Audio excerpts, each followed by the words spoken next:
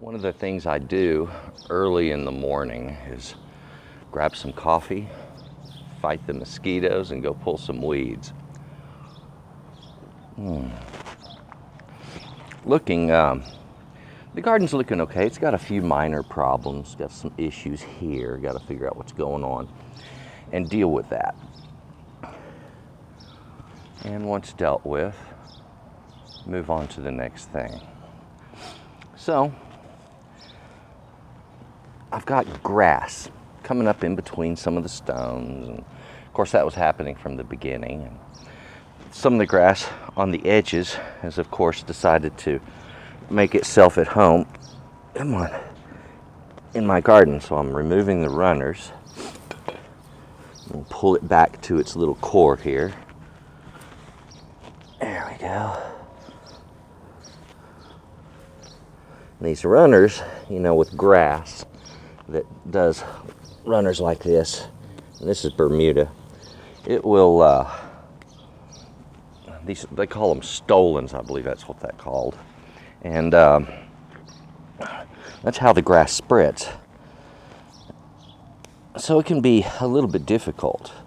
You get a tool like this, it's got like the hoe end and the cultivator end both, and something like that can allow you to get up under those roots and take care of that in quick order. Okay, so if you've never done gardening and you're not sure what tools to get, pardon me, then consider one of these little hand cultivators. They're really quite helpful. Oh no, you don't. He's trying to take over and root deep.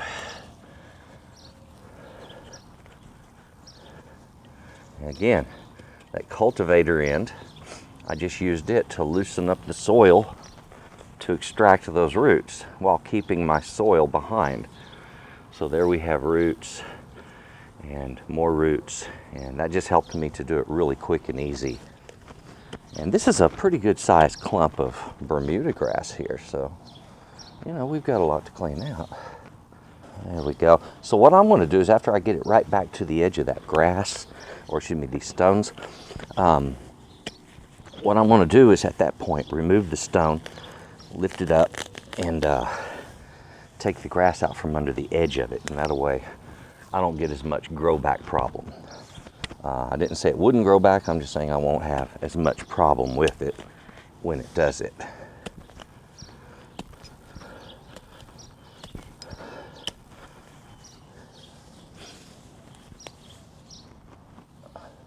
And this was a really bad patch of grass, and I kind of wanted to let it get this way to show you that even if you get something like this going on in your garden, it's not insurmountable, okay? It's not that hard to deal with that. You just get in there with the tools, and once it starts getting loosened up, you'd be surprised how quick and easy all of it comes out. There we go.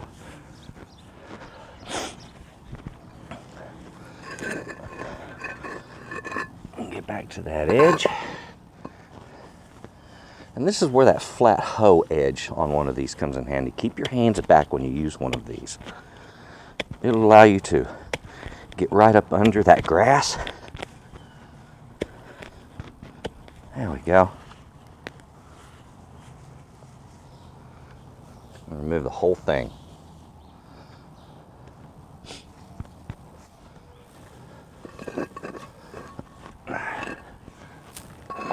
And mind you, I don't have a problem with using, let's say, weed killers and stuff like that, but I don't really want to have to use them next to plants that I'm growing for my food.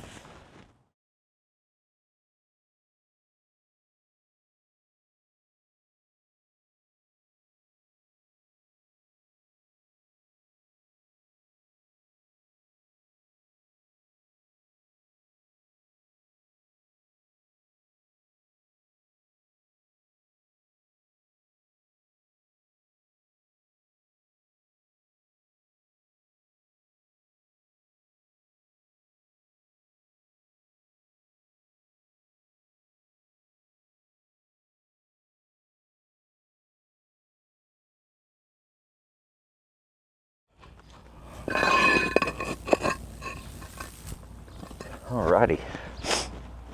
Well, there we have it. Little grass removal. Just kind of wanted to share a little bit of that, if you've never done gardening, a little of that wisdom with you about how to deal with simple grasses and weeds in the garden. A little tool. Sit down, relax, get it done that way. And I find early in the morning or in the evenings when the sun's not overhead, that's the best time. Now come on in, let's take a look at what's going on. Oh, my tomatoes are going crazy over here. And despite the fact that I thought all of the broccoli bolted, it's starting to head up. So it looks cool. Come on in. Alrighty, let's go and take a look at the garden. We've added a little ornamentation to the front here. I thought combining a couple of items that just don't belong together would look like a little outsider art there. So, we come in, take a look. Now, the broccoli, of course, you can see the leaves have been chewed on a little bit, but we're getting some heading up on top of some of those. And of course, the carrots down there, that's that light green. All of the onions doing really good. And I'm wondering if some of the seeds that I got were Terminator seeds. In other words, seeds that have a Terminator gene in them. See, that's heading up there. Down in here. And of course, we got heading up on top right there. Let's take a look at what I'm talking about there. So, yeah. We got some actual broccoli going on out here. That's very cool. All right, my apologies. I realized that my ISO was really high and everything was washed out. Yeah, some of my broccoli is heading up really nice out here. We got the cabbages that are getting started. More broccoli here. Let's take a look behind me. We're starting to get the sunlight out, so it makes doing some of this a little bit challenging. So as I mentioned, we had the tomatoes going pretty doggone good. Let's look at this. Let's take a look down here. You know, as I mentioned before, we had a lot of tomatoes on these vines, and I was not kidding about that. They are quite literally loaded, or as I like to say, dripping with tomatoes. Inside of the vines, they are clustered heavily with, I would say easily 60 to 100 tomatoes each plant. Now, I'm seeing something down there that looks like a fresh red tomato. And I'm going to say this, there's nothing on earth quite like a vine ripened tomato. Let me look.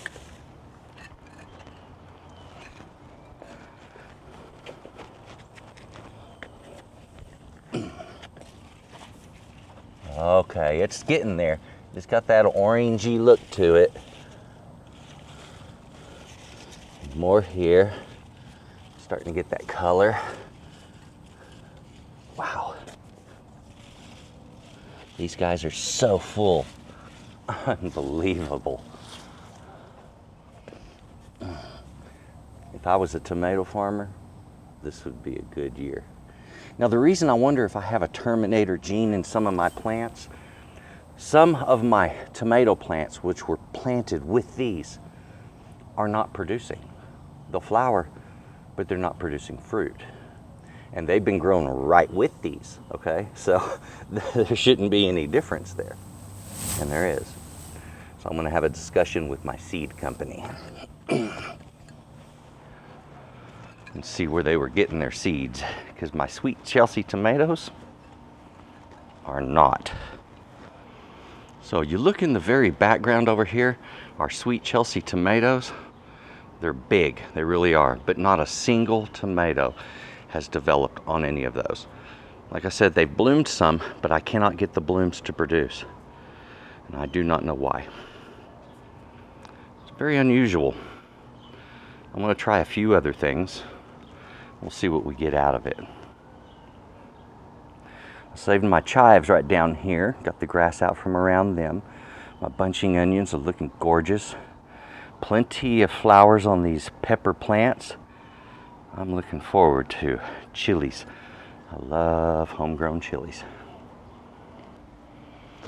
Okay, I'm on the back side of the garden looking at my sweet Chelsea, and I'm going to have to retract, take back my words, because right here, there's a little cluster of tomatoes starting to develop right here. Okay, and I've seen a couple of others up in here. So they were getting started, they're just getting started really late and slow. And I see some more clusters down below. So I will take this and this new growth up on top here. As soon as I can get it to flower again, I'll come out and beat it really well with a broom, and we'll get it producing well.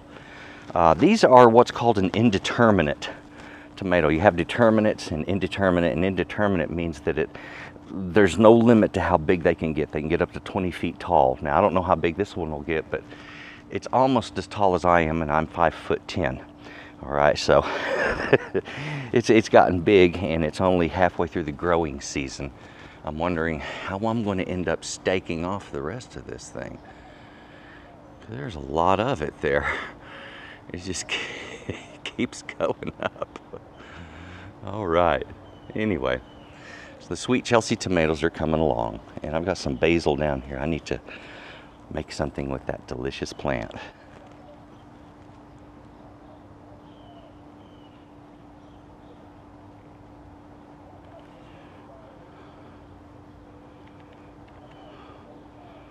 There it is.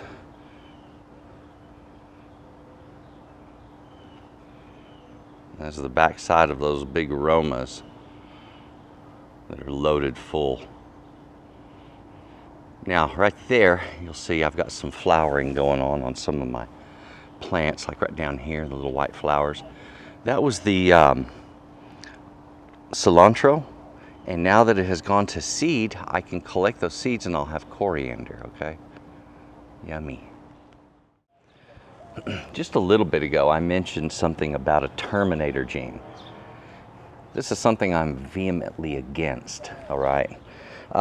Genetic modification of foods. Now, a lot of people will tell you, oh, that's been going on since the beginning of farming.